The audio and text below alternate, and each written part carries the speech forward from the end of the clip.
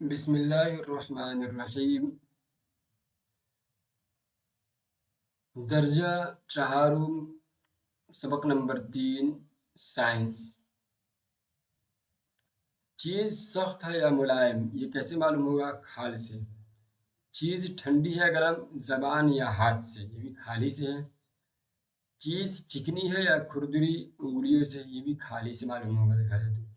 چیز کی بو ناک سے، چیز کا رنگ آنکھ سے، چیز کی زمین پر گرنے کی آواز کیسے معلوم ہوگا؟ کان سے۔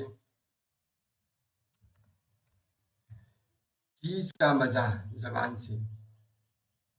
نظام پنجر، ہڈیاں، جسم کو ساخت دینا اور ملائم اور اہم اعضاء کی حفاظت، نظام پنجر کرتے ہیں۔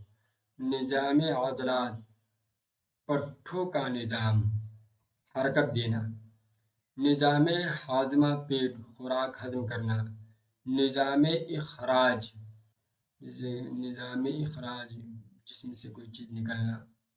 نظام تنفس، پھیپھڑے، آکسیجن لینا۔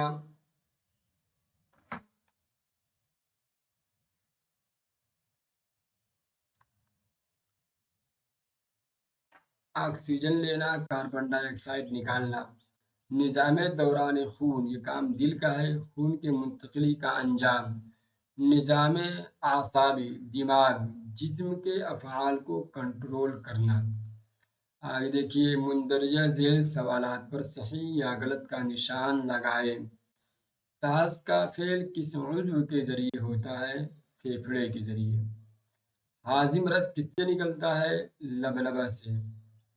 کس عضو کے ذریعے خون گردش کرتا ہے؟ دل کے ذریعے۔ دل پورے جسم کے اندر خون پہنچاتا ہے۔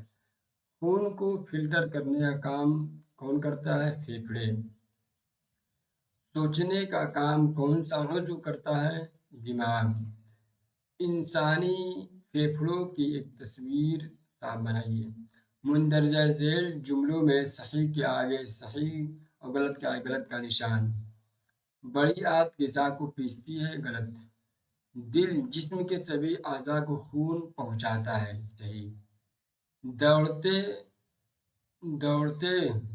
دوڑنے پر کیا ہے؟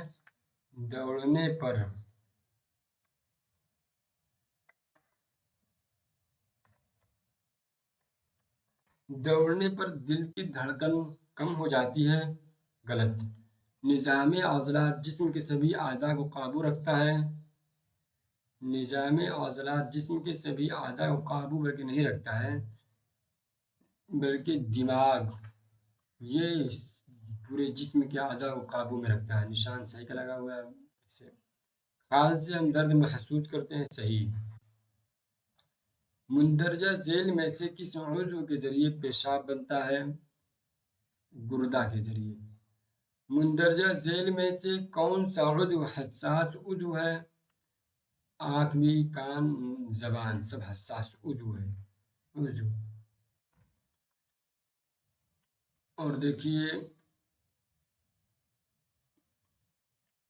کس عضو سے ہاضمہ ہوتا ہے؟ کس ہوگا؟